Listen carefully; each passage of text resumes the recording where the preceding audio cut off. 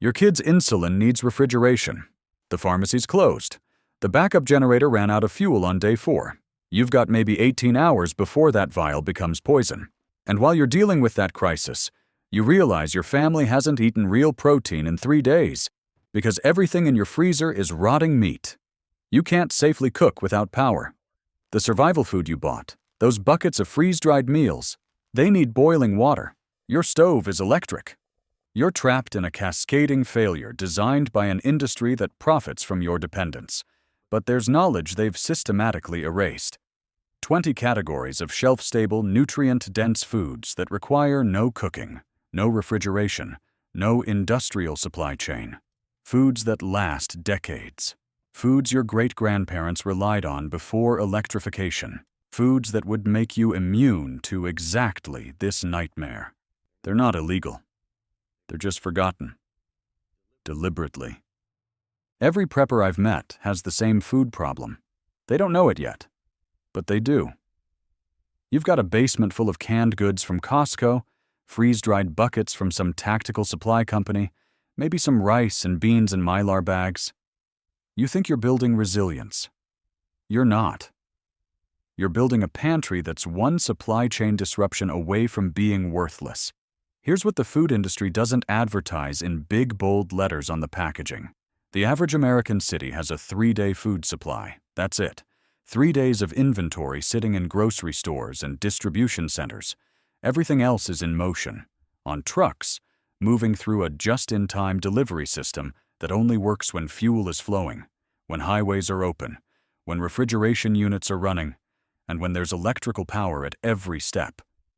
The moment any of those links break, the food stops moving. And what's already on the shelves gets stripped in hours. We saw it during COVID. We saw it during Hurricane Katrina. You'll see it again. The system is fragile by design. But here's the part that'll make you angry. It wasn't always this way. Your great-grandmother didn't need a grocery store. She had a root cellar. She had preserved foods that lasted years. She had methods passed down through generations that made her family food independent. And then the regulations came. Starting in the 1930s and accelerating through the 1950s, federal and state governments began passing food safety laws. Sounds good, right? Protect people from contamination. Except here's who wrote most of those laws. Large food processors and dairy conglomerates. They wrote regulations that conveniently destroyed their competition. Raw milk got banned or heavily restricted, not because it was dangerous when handled properly, but because pasteurization requirements favored industrial processors with expensive equipment. Small dairies couldn't compete. They disappeared. Home canning got stigmatized with fear campaigns about botulism. Meanwhile, commercial canning operations with the exact same risks were fine because they had the infrastructure to comply with new licensing requirements. Small-scale food preservation became illegal or impractical in most states. The pattern is everywhere. Every regulation was marketed as safety but functioned as consolidation. And what it killed was local food resilience, the ability for families and communities to produce and store their own food independently. Because here's the business model. A population that can store shelf-stable whole foods for years is a population that doesn't need constant resupply. They're not customers. They're self-sufficient. And in an economy built on recurring purchases, self-sufficiency is a threat. Your grandmother's cellar full of fermented vegetables, cured meats, and preserved fruits didn't generate revenue. Your grocery store dependency does. Every week you're buying perishables that spoil in days. You're locked into a cycle, and the regulations made sure you couldn't easily exit it. But there's a category of food that survives all of this. Foods that last decades, need no refrigeration, and can be made at home with nothing but time and the right knowledge. The first category they don't want you storing isn't exotic. It's ancient, and it's been producing food since before agriculture existed. Fermentation, the process they replaced with refrigeration. Here's what it is. You take vegetables, submerge them in salt water, and let naturally occurring lactic acid bacteria consume the sugars. As they metabolize, They produce lactic acid. The pH drops. When it hits below 4.6, you've created an environment where pathogenic bacteria can't survive. The food is preserved. And it stays preserved for years at room temperature as long as it stays anaerobic. Your great-grandmother called it pickling. She kept crocks of sauerkraut, pickled cucumbers, and fermented beets in her cellar. They lasted through the winter without refrigeration. And the nutritional value didn't just survive. It improved. Fermented vegetables have higher vitamin C content than fresh. The bacteria produce B vitamins during fermentation. The process breaks down complex nutrients into more bioavailable forms your body can actually absorb. And you get billions of probiotic bacteria that support gut health. This isn't a supplement. It's a whole food that becomes more nutritious through fermentation. The list of fermented foods is global. Sauerkraut, kimchi, pickles, miso, tempeh, fermented hot sauces. Every traditional culture developed fermentation methods because it solved the fundamental problem of food preservation before electricity existed. And here's the part that makes it dangerous to the modern food industry. You don't need starter cultures. You don't need special equipment. You need vegetables, salt, water, and time. The bacteria are already on the vegetables. Wild fermentation. You're just creating conditions that favor the beneficial bacteria over the harmful ones. Captain Cook's voyages in the 1770s proved this worked. He took barrels of sauerkraut on 3-year expeditions. His crew didn't get scurvy. The vitamin C and fermented cabbage stayed stable for years. While other ships were losing crew to deficiency diseases, Cook's sailors stayed healthy, eating preserved vegetables. So why don't you see fermentation taught in schools? Why isn't this the standard method for food storage? Because the refrigeration industry sold you dependence. A fermentation crock costs $20 and lasts a lifetime. A refrigerator costs $1,000 and breaks in 10 years. You're paying for electricity every month to keep food cold that could be sitting at room temperature in a jar. The canning industry has the same problem. Commercially canned vegetables cost $2 to $4 per jar. Fermented vegetables you make at home cost pennies. You're taking garden surplus that would rot and turning it into food that outlasts anything on a grocery store shelf. A preservation method that costs nothing is worthless to an industry built on selling you preservatives. So they stigmatized it. They convinced you that bacteria equals danger, that fermentation is risky, that you need industrial food safety systems to avoid poisoning yourself. Wrong. The pH test doesn't lie. Below 4.6, pathogens die. You can verify this with a $5 pH strip. The science is simple, but simple doesn't generate recurring revenue. Fermentation solves preservation. But it doesn't solve the next problem. You need calories that don't rot, don't require cooking, and pack enough energy density to keep you moving when there's no resupply coming. Your wheat flour has a shelf life of 6 months. Your great-grandmother's wheat lasted 20 years. Here's why. Modern wheat has been bred for one thing: yield. More bushels per acre. The plant produces more grain, but that grain is engineered to be processed immediately. Ground into flour, packaged, sold, consumed fast. Because whole wheat kernels contain wheat germ, and wheat germ has oil, and oil goes rancid. Modern wheat varieties have high oil content in the germ. Within months of milling, that oil oxidizes. The flour smells off. It tastes bitter. It's unusable. So you throw it out and buy more. That's the model. But your great-grandmother stored whole wheat berries, heritage varieties, einkorn, spelt, emmer. These ancient grains have a different oil composition, lower overall oil content, and what's there is more stable. Store them in a cool, dry place and they last decades. 20 years or more, the same grain that fed civilizations before refrigeration, and nutritionally, they're superior. Heritage grains are complete proteins. They contain all 9 essential amino acids. Modern wheat doesn't. The breeding process that increased yield decreased protein quality.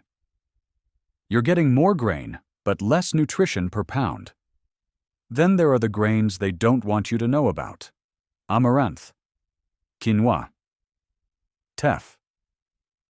Amaranth was a staple food of the Aztec Empire. Millions of people relied on it. When the Spanish conquistadors arrived in the 1520s, they didn't just destroy the Aztec military, they banned amaranth cultivation. Why? Because it was tied to religious ceremonies, but the effect was cultural control. You can't sustain a population without its staple crop. Amaranth seeds store for 10 years. They're 14% protein. They contain lysine, an amino acid most grains lack. One plant produces up to 60,000 seeds. You could feed a family for a year from a small garden plot. And it grows in poor soil with minimal water. So why isn't this in every survival guide? Why aren't preppers stockpiling heritage grains and amaranth? Because the industrial agriculture system makes more money selling you products that expire. They didn't make heritage grains illegal. They made them unavailable. The Green Revolution in the 1960s replaced diverse local grain varieties with high-yield hybrids. Those hybrids require chemical fertilizers, pesticides, and controlled irrigation. They're profitable for agrochemical companies, but they need to be purchased new every season. You can't save and replant hybrid seeds effectively. You're locked into buying. Heritage varieties disappeared from commercial markets. Not banned, just crowded out. And a grain that lasts 20 years is a customer you lose for 20 years. Calories keep you alive. But without specific micronutrients, your body starts mining its own bones and organs. And the foods highest in those nutrients were systematically stigmatized by an industry that profits from deficiency. They told you fat kills you. Then they sold you margarine and vegetable oil. Here's the actual science. Your body needs fat. Specifically, it needs fat-soluble vitamins. Vitamins A, D, E, and K2. These don't dissolve in water. They only get absorbed when consumed with fat. And the best sources are animal fats. Rendered tallow, lard, schmaltz, duck fat. Properly rendered beef tallow lasts over a year at room temperature. Indefinitely if frozen. It doesn't go rancid the way seed oils do because it's primarily saturated fat. Saturated fats are chemically stable. They don't have double bonds that react with oxygen. That's why every traditional culture rendered and stored animal fat. It was wealth, energy density you could preserve. Compare that to vegetable oils, soybean, canola, corn oil. These are polyunsaturated fats, multiple double bonds. They oxidize rapidly when exposed to heat, light, or air. When you cook with them, those bonds break and form aldehydes and lipid peroxides. These are inflammatory compounds linked to cellular damage. But in the 1960s, a researcher named Ansel Keys published studies claiming saturated fat caused heart disease. Those studies were funded by the vegetable oil industry. The data was cherry-picked. Keys ignored countries where high saturated fat intake correlated with low heart disease. He built a narrative that demonized the fats humans had eaten for millennia. The food industry ran with it. They reformulated products, replaced animal fats with seed oils, and sold it as health food. Margarine was marketed as better than butter. It wasn't. Recent meta-analyses show no significant link between saturated fat consumption and heart disease. The science reversed. But the stigma stuck. And here's why it stuck. A bottle of vegetable oil costs $5 and lasts a month. You buy 12 bottles a year. Over a decade, you've spent $600. If you rendered tallow from beef fat once, stored it in jars, and used it for years, you're done. You're out of the market. A fat source that lasts indefinitely is worthless to an industry built on selling bottles. Then there's the organ meat category. Liver, heart, kidney. Ounce for ounce, beef liver has more vitamin A than carrots, more iron than spinach, more B12 than any plant food on Earth. It's the most nutrient-dense food available, and it stores. Freeze-dried liver lasts 25 years. But it's stigmatized. People call it gross. That conditioning is deliberate. Because if you're eating liver for vitamin A, you're not buying supplements.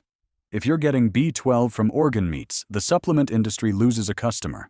Your ancestors didn't take pills.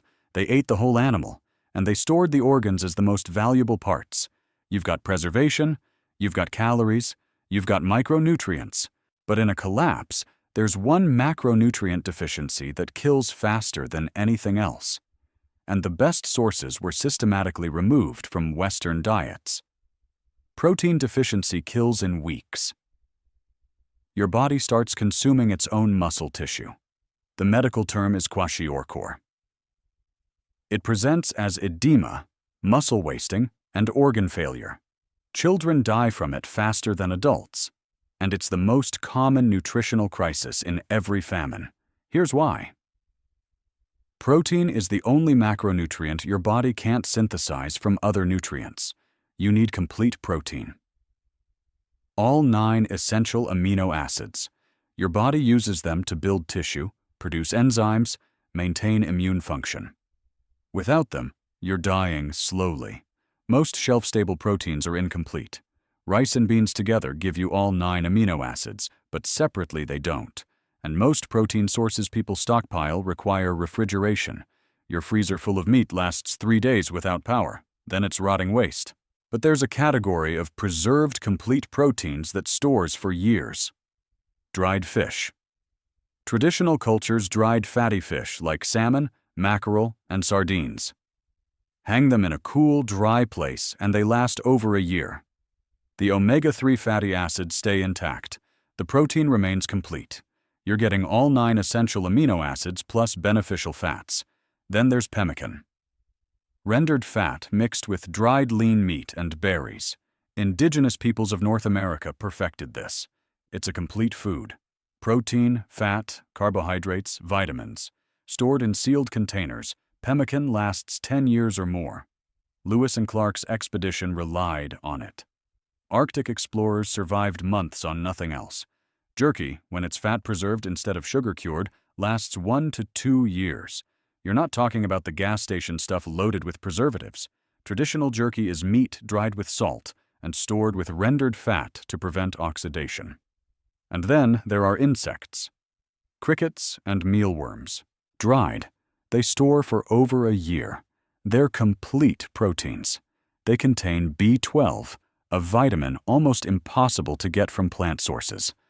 Ounce for ounce, dried crickets have more protein than beef. But insects are stigmatized.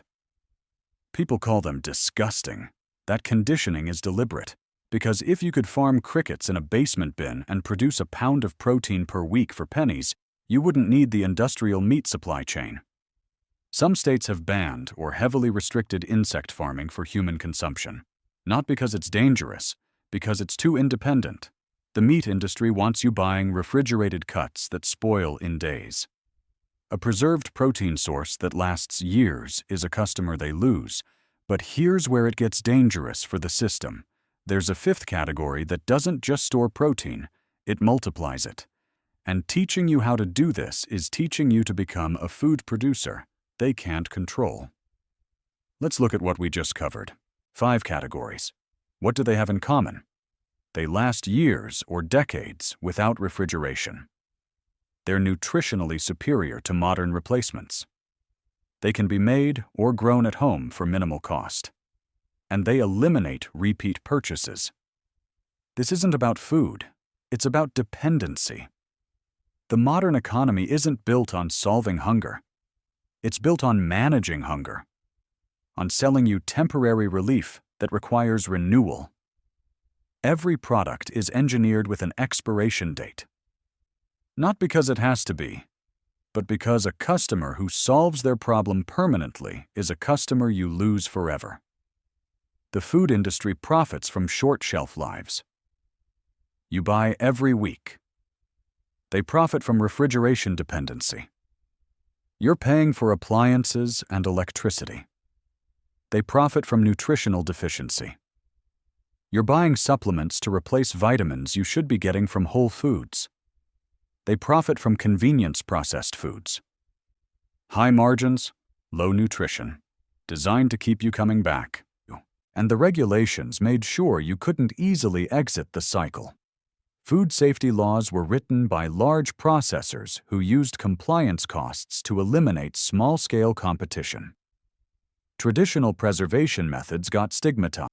Home food production became impractical or illegal in most jurisdictions. This pattern isn't unique to food. It's planned obsolescence across every survival need. Batteries that die in 5 years. Gear that needs replacing every season. Supply chains that keep you dependent. It's not conspiracy, it's business model optimization. And the result is the same. You're locked into systems designed to extract recurring revenue instead of solving problems permanently. So here's what it comes down to. You've got the categories. Now you need the actual list and the storage protocols.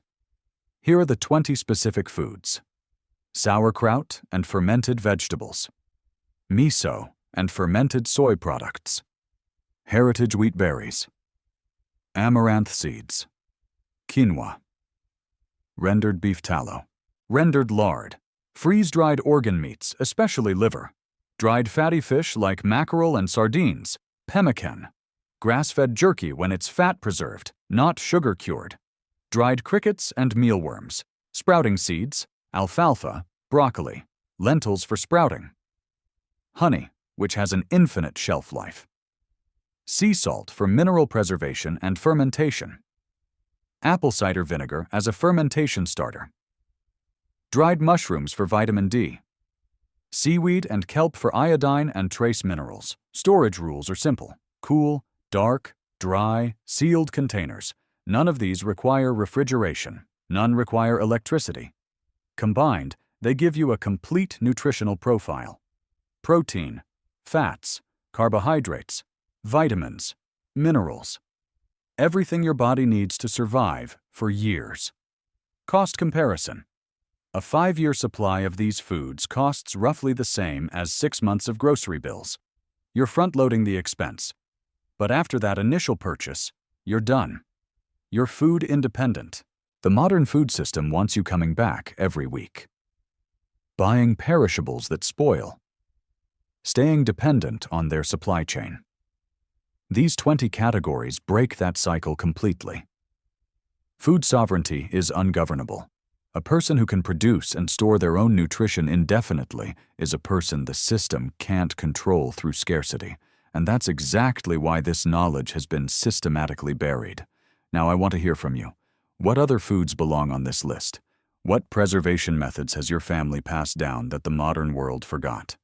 Drop it in the comments, because the more we share, the harder we are to control.